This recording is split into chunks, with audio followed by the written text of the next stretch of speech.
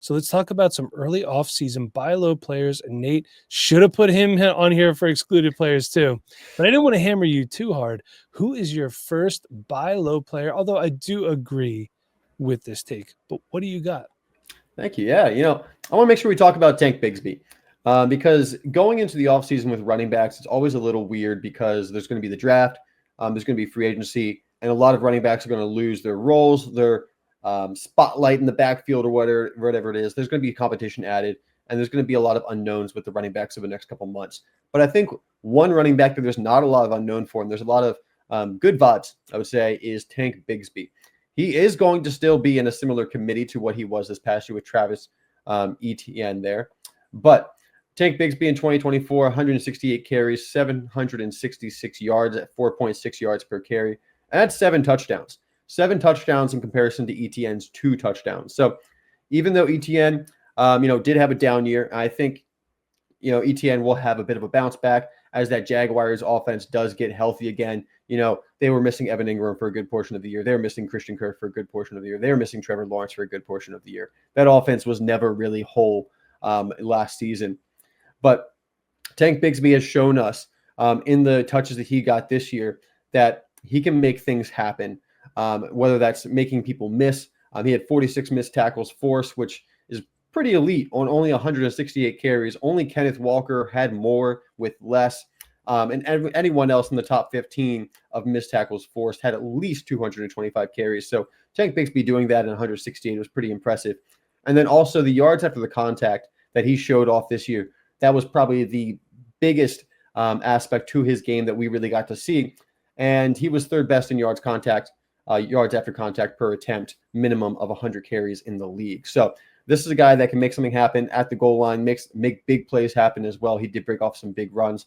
So we're going to see that nice little 1-2 punch with him and Etienne.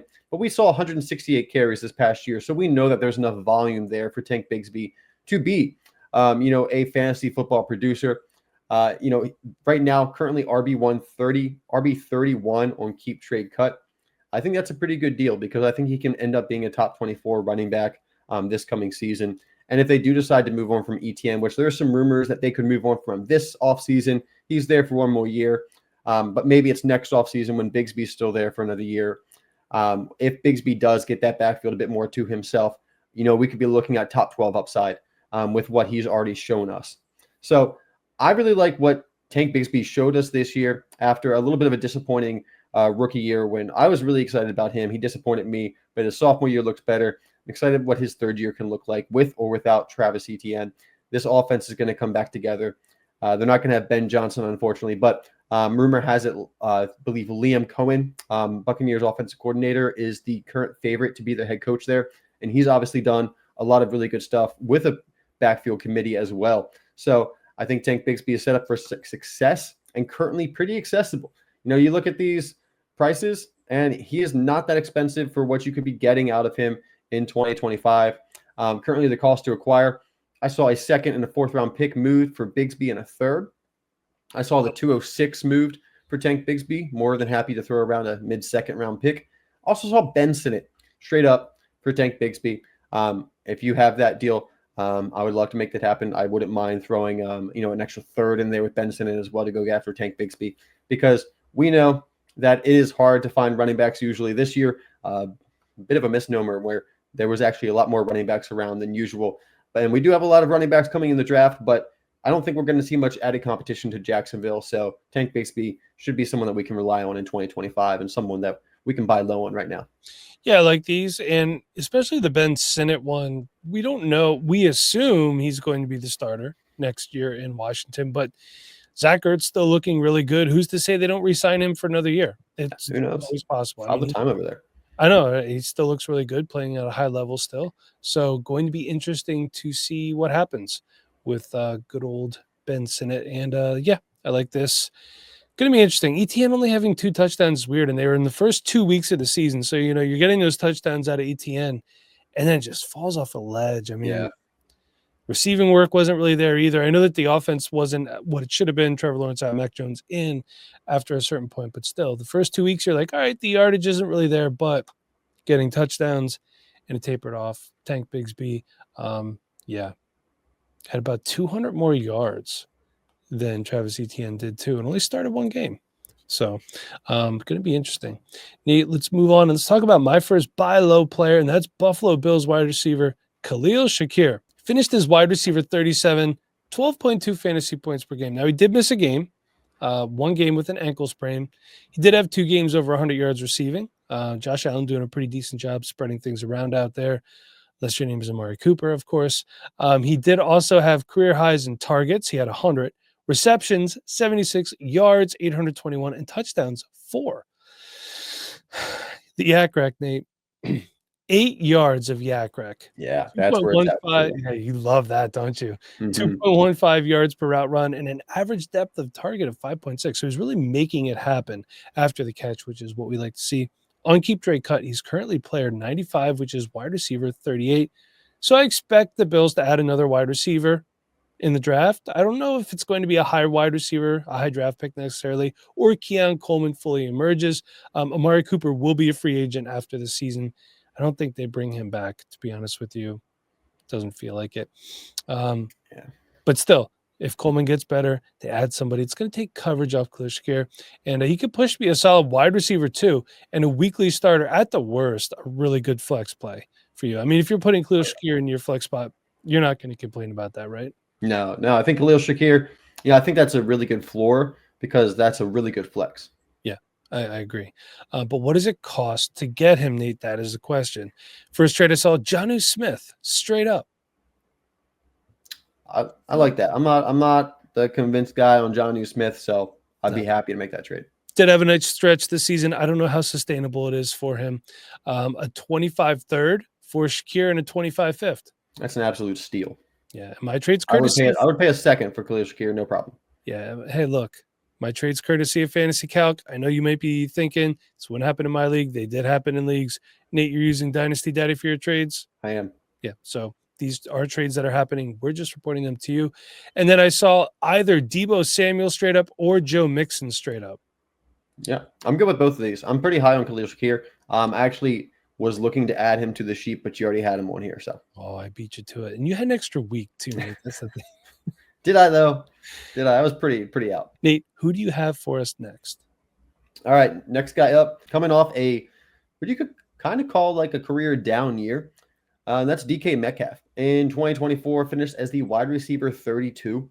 Only had 66 receptions, 992 yards, just missed 1,000 yards. Only his second season under 1,000 yards, and both those seasons he's been under 1,000. He's only missed by like 50 or so. And he also had 5 touchdowns, Mike, which is actually his first season without at least 8 touchdowns. Usually DK Metcalf is a very consistent 1,000 yards, 8 to 10 to 12 touchdowns, having that 15 yards per reception as he gets down the field. And we didn't really get to see it this year. A bit of a down year for the Seahawks offense. Kenneth Walker missed some time, and that kind of affected the overall offense. Geno Smith played decent, but not super great. We saw JSN kind of come into his own. Tyler Lockett really started to take a step back. And now we're seeing this offense really run just between the 2 wide receivers of DK Metcalf and Jackson Smith-Njigba. Now, the thing with DK Metcalf, currently valued as the wide receiver 26 on keep trade cut, he's only 27 years old. He is, he's been in the league for a couple of years, but he's only 27 years old. He is reaching his prime. And if you don't love the future outlook of the Seahawks and Geno Smith, good news. DK Metcalf is only under contract for 1 more year. He signed a deal a couple of years ago that would put him into free agency as he was in his prime when he was 28 years old. And now we have 1 more year of DK Metcalf in Seattle. And then the world is his oyster. He's got possibilities if he wants to continue playing there or go somewhere else and maybe put up even bigger points. So I think right now is a good time to go after DK Metcalf after he's had what is considered one of the worst years that he's had in a couple of years. People are a little low on him. He's outside the top 25 wide receivers on keep trade cut for the first time in quite a while. And you can go acquire him. He's still not old. He's got 3 years until he's at least 30 years old. And I think DK Metcalf, he has progressed to the level of wide receiver where he's a guy that's going to be able to play until 31, 32. He has that contested catch ability. He has that athleticism he'll still be able to rely on for a little bit. So I don't think we need to worry about DK Metcalf falling off a cliff. Yes, the Seattle Seahawks offense was down a little bit, but this creates a great buy opportunity for DK Metcalf. And I think that he can be a top 24 wide receiver again in 2025. Now, with that, what's the cost to acquire? I saw a deal for Jaden Reed straight up for DK Metcalf. And as much as I love Jaden Reed, I'm starting to sour on him because he's putting up too many low-scoring games for me to be able to keep him in my lineup on a weekly basis. And I love, how young he is, how versatile he is, but he doesn't get on the field as much as some of the other wide receivers because they keep him pretty much dedicated to 3 wide receiver sets. So he's only seen about 77% snap share, Jaden Reed is. So I wouldn't mind moving off of Jaden Reed for a guy like DK Metcalf, who I know is going to be out there in every single play and has an opportunity to score. And DK Metcalf did average 12.7 fantasy points per game last year, whereas Jaden Reed was at 11.6. Yeah. So just because the young guy's a bit more exciting, I think in this opportunity might be an ability to change that and maybe even get someone on top of DK Metcalf if you can find someone that's back in on Jaden Reed. Now, another deal, Ricky Pearsall and Devon Vele packaged together for DK Metcalf. Would love to make that move. Yeah. And then a late first as well, because looking at this wide receiver class, I don't think you're going to find any better wide receiver in the late first than DK Metcalf. I agree with that. I'm fine with all of these. I mean, the Jaden Reed one still points are points, man. I hate moving off Jaden Reed, but if I think this is a move I can make, I completely get it. So, and we don't know what the 49ers wide receiver room is going to look like next year. Is Deebo Samuel going to come back to form? Brandon Ayuk's coming back. What does that mean for Ricky Pearsall? So it's going to be interesting to see what happens there. Nate, I've talked about this guy many times. Hate to say I told you so, but I'm saying it. Go by Tampa Bay Buccaneers tight end Cade Otten. All right, and here's why. He finished his tight end 14 on the season. Pretty good. 10 fantasy points per game. Now, I know you're saying, Mike, 10 fantasy points isn't a lot, and I understand it, but that is 2.3 fantasy points per game more than Kyle Pitts, in case you're wondering. That's 2.3 fantasy points more than Isaiah Likely, who had a really good start to the season. Then Mark Andrews came into his own. So it's just one of those things. He also averaged more fantasy points per game, forgive me, forgot how to talk for a second, than other players ahead of him who had good seasons, but players such as Mike Gesicki, Hunter Henry, Tucker Kraft, and Pat Freiermuth. Yeah. I know Cade Otten missed the last couple of games of the season, didn't he? He did. We'll get into that in a second. He has a full season next year of Godwin and Evans to take coverage off him. I think, if Godwin returns early enough and strong enough. He did miss 3 games with a knee injury, but he still set career highs in targets, receptions, yards, and he tied his career high in touchdowns. So that is 59 catches for 600 yards and 4 touchdowns on 87 targets. He's got a 5.3 yak rec, which is pretty good for a tight end, and a contested catch percentage of 58.8%. And like I said before, he had more points per game than Freiermuth, Tucker Kraft, Kyle Pitts, Isaiah Likely, Cole Kmet, who everyone loves at 7.1. Dalton Schultz had 7.0, and Jake Ferguson had 7.5. Okay, so averaging a good amount of points. If you can take a guy that you can get affordably and throw him in there and you're getting double digits out of him on a weekly basis, that's a good thing. He's player 128 on Keep Trade Cut. He's tight end 12. Okay, so for next year, I'm expecting him to push to be a tight end 1. He's close enough as it is. I mean, Jonnu Smith was tight end 4. Could he outproduce Jonnu Smith if he stays healthy? We'll see. Possibly. Zach Ertz is tight end 7. Okay, he's great. We don't know how long he's going to hang around in tight end 1 territory. Same thing with guys like David Njoku and Hunter Henry. So I think he could really push to get up there. Okay, what does it cost to acquire him though? These trades I saw: Zach Ertz and Stephon Diggs for Cade Otten. It seems like a crazy trade just like a year or 2 ago. I know. But both those guys, they do seem on the tail end of their careers. Diggs, coming off the injury, going to be a free agent. I don't know how I feel about him. Probably a decent buy low, but in this opportunity, give me Cade Otten. Yeah. 25 first for Cade Otten and Michael Pittman Jr. Yeah, I think you're getting 2 good players there. Yeah, I agree with that. Now, this is a tale of 2 teams going in different directions, and this is a discussion point. Brock Bowers for Cade Otten, a 26 first and 2 27 firsts. Yeah, that's the going price, I would say, because once you get to 3 firsts, that's when you get to about just about any player. Brock Bowers being up there, you get Cade on top of the 3 firsts. If I'm competitive, I'm probably keeping Brock Bowers, but Yeah. like you said, if you're going another direction, could be a good move to reset your team. Yeah, and you're obviously taking a hit. You're losing 5.5 fantasy points per game. I mean, in case you're wondering what Brock Bowers did, 153 targets, 112 receptions, 1,194 yards, and 5 touchdowns. He also added 5 carries for 13 yards. So, yeah, I mean, look, sometimes to rebuild your team, you have to sell your best player. That's just how it Yep, goes, unfortunately. And it hey, happens. the only thing I don't like about this trade is I would love if there was a 25 first in there, just one. But Yeah, I don't love that none of the picks are this year. That's for sure. But with those picks, you can make moves to get back into the first round of this draft, depending on what your team has. Nate, who do you have next for us? All right. I've talked about him a good bit in the last offseason, but the Patriots didn't really have a good offense this year by any means of the imagination. But I want to once again bring up Demario Douglas, who finished as wide receiver 47 this past year with 66 receptions, 621 yards, and 3 touchdowns. He's 24 years old and has the 5th best drop grade in the NFL according to PFF. And when you're looking at the New England wide receiver core, there's not a lot out there that stands out. You got Kendrick Bourne, who might be one of their best wide receivers. Demario Douglas out there, who really essentially was their wide receiver 1 this year.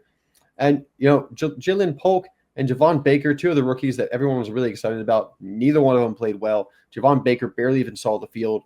Polk did for a little bit, and then he stopped seeing the field pretty quickly into the season as well. So, I mean, the wide receiver 1 for this team is probably not currently on the roster, and that's okay for Demario Douglas because he doesn't need to be the wide receiver 1 for this team. He can be a really good wide receiver 2 for this team. If they want to go out there and get a guy like T. Higgins or someone in the draft to build around for Drake May, they can do that. But the thing with Demario Douglas is we saw just how well Josh Downs played at UNC with Drake May, being that slot guy for Drake May. Demario Douglas can be that guy as well, but he needs someone else out there to take some of the coverage off of himself, because as that slot high volume wide receiver, if he's the only guy out there that has any kind of impact, he's not going to be able to do a lot over the middle of the field. So as soon as they get somebody else out there to help this wide receiver core out, I think Demario Douglas becomes a great asset where, he's not probably going to be, a top 12, top 24 wide receiver, but he can be one of the best flex plays that you can have in 2025, I think, as whether a consistent flex play or as a buy fill in, or, there's going to be upside there. I can see him averaging, 12 points per game or so because of the volume that he could receive as the slot receiver for this team. I like the idea of Demario Douglas hooking up with Drake May, who they did pretty well this year, all things considered. But like I said, if he gets a little bit of help, I think that really helps him play his role that he's supposed to. Demario Douglas, don't mistake him for a wide receiver 1, but I think he can be a really good wide receiver 2 out of the slot for this team. So as we build around Drake May, I think we're going to get that this offseason. That gives us the opportunity to buy low right now on Demario Douglas, who still put up a respectable wide receiver 47 finish, considering everything that was going on around him, and Hunter Henry essentially being the wide receiver 1 for this team. Now, the cost to acquire, not very expensive. One trade I saw was Amari Cooper straight up, who barely even sees the field right now in Buffalo and is on the wrong side of 30. Yeah. I also saw a 3rd-round pick for Demario Douglas, which I'm happy to trade a 3rd-round pick for really any top 50 wide receiver. Yeah. And then also Demario Douglas being used in multiple trades of just moving around the 2nd round. I saw a trade where someone, moved the 203 and Demario Douglas, and they were able to move around the round a little bit. So, using him as a throw-in piece, he's not that expensive. I think Demario Douglas is someone that you can just go kind of acquire right now pretty cheaply, put on your bench, and you're probably going to be happy going into the 2025 season that you have him as your depth piece. Demario Douglas averaged 8.7 fantasy points per game. He finished with 147.7 points. That is almost 3 points more and 0.2 points per game more than Rome Odunze. Yeah. Just saying. Had a tough rookie season, but I'm Like a not saying that JSN rookie season. yeah, and I'm not saying every year is going to be like that for Roma Dunze, but it's just important to know that you're in the point of the offseason that sometimes these little moves that look like they don't mean anything can pay off big dividends, be it an injury fill in, a bye week fill in, or maybe even a trade piece later on down the road. And Yeah. when I see trades like this, that's why I always say that it's important to get later round picks, third, fourth, fifth round picks, because those can really be deal breakers when it comes to making a trade. So I like all these. I really like the Amari Cooper one too. We don't know what the rest of his career is going to look like. And with Demario Douglas only being 24, I'm more than fine with that. I'm fine with all of them. Yeah, and Mike, actually, I want to bring up another player just real quick. I didn't put him on the sheet, but in a similar situation, Wan'Dale Robinson. I actually got to watch an interview with Malik Neighbors this past week, and Malik Neighbors talked about how Wan'Dale Robinson is his favorite wide receiver in the wide receiver room because of how hard he works every single play. And, he saw a ton of targets, a ton of receptions this year. And, yeah, he doesn't have a lot of yards per reception, but he got the volume. And I think that Wan'Dale Robinson could also play a similar role where Malik Neighbors is the wide receiver one. And if the New York Giants can find themselves a good quarterback, Wan'Dale Robinson as that wide receiver two could be pretty productive in your flex spot or off your bench. So, listen, I want to talk about this next player. I'm not eating crow. Me telling you to buy this player is more of eating Falcon? Sure. It's more of an ominous outlook on the quarterback class this year. You want to try to acquire a quarterback you think could be productive, might as well get one that's already in an established situation, consistency at the head coaching position, and that's Atlanta Falcons quarterback Michael Penix Jr. Like I said, we have questions surrounding this incoming rookie quarterback class. Here's your chance to buy a guaranteed starter for this upcoming season, okay? Raheem Morris also said, that's their head coach, in case you're wondering, they're comfortable moving forward with Penix as their starter and Cousins as the backup. I don't see that happening, for the record. That's coach speak, but what that tells me is that Penix is the starter. Yeah. And that Cousins likely won't be there. Maybe he'll be with the Giants. Who knows? So at worst, Cousins is a mentor, which, hey, not a bad guy to have as a mentor. His quarterback, 45, only 9.4 fantasy points per game, but some of the games that he played in was just kind of cleanup time. He didn't really do much, so that's obviously going to bring it down a little bit. However, in his 3 starts, he did have 58 completions on 100 attempts, 737 yards, 3 touchdowns, and 3 picks. If you look at the stat lines, he did improve in every one of his starts. So we saw progression every time he made a start. That's what you want to see from a rookie quarterback. Okay. Is he Jaden Daniels? No. Jaden Daniels got to start from day one. Same thing with Caleb Williams, same thing with Bo Nix. But there are some guys where setting benefits them. Michael Penix Jr. could be one of those guys. Player 44 in keep trade cut, quarterback 16. I think he could push to be a really solid quarterback too next season, both in fantasy overall and on your fantasy team. So if you have to roll into the season with him as your quarterback too, it could be worse. Okay. It could be a lot worse. Hey, what does it cost to get him? I'm glad you didn't ask because I'm going to tell you anyway. I put this trade on here just for you. Straight up, Trevor Lawrence. No. Would not be doing this trade. You wouldn't be doing it? No. Okay. Fair enough. I mean, Trevor Lawrence is throwing to Brian Thomas Jr. now. That is true. But Michael Penix Jr. is throwing to Drake London. You're right. Drake London also. Hey, look, Drake London had a better season than I anticipated. Kyle Pitts, maybe he'll do something at some point. Trevor Lawrence is going to be throwing to Christian Kirk, but Michael Penix Jr. is going to be throwing to Darnell Mooney. Oh, man. The Falcons hate us. I'm pretty sure of that. Yeah. Well, Evan Ingram, Kyle Pitts. Look, I gotta give Evan Ingram some credit. He really resurrected his career in Jacksonville. Man, he used to really be a laughing stock. Oh, hey, Evan Ingram can't catch the ball. Like that's not just the joke, it's the truth. And he fixed it. How about a 25 first and a third? I don't love it, but I don't hate it. I think that's you need a quarterback. Yeah. You need a quarterback, right? Yeah. This one I'm not sure about. Justin Herbert for Michael Penix Jr. and a 25 first. No, I would need a lot more to move Justin Herbert. I mean, Justin Herbert just had a pretty good season. He did. All considering, what he was working with in almost at San Diego, but LA. Hey, one last question for you before we go. I just thought of this when you were talking about Justin Herbert. You going to give Quentin Johnston any more chances, or are you done with him? Yeah. I mean, probably not, personally. I don't think he's the worst gamble in the world. I mean, I'd rather have him than Treylon Burks, of course. Yeah. But no. We posted something about it at the beginning, about this time last offseason. And I said, don't fall for the Quentin Johnston thing. Like, it was just coming off his rookie year, and people were like, why are you talking about Quentin Johnston? Like, we're not going to fall for Quentin Johnston. He was terrible. I was like, no, by the end of this offseason, people are going to convince you that sophomore year Quentin Johnston is going to be different. And it was different, but it wasn't that much better. Yeah. And once again, I'm going to stick to my guns there. He did start off the season pretty strong, though. And look, in the last game of the year, he had 13 catches for 186 yards. Not bad. 711 yards on the season, eight touchdowns. But the last game? Yeah, that's what it says. Against the Raiders. Either way, I'm not interested. Okay. All right, just curious. So that was all we got for you. Apologize about not being here last week, but the good thing is I took some time. I got a lot of scouting done. Rookie season is coming up. It is here now. So until next week for everybody, Nate, I'm Mike. Thank you for listening.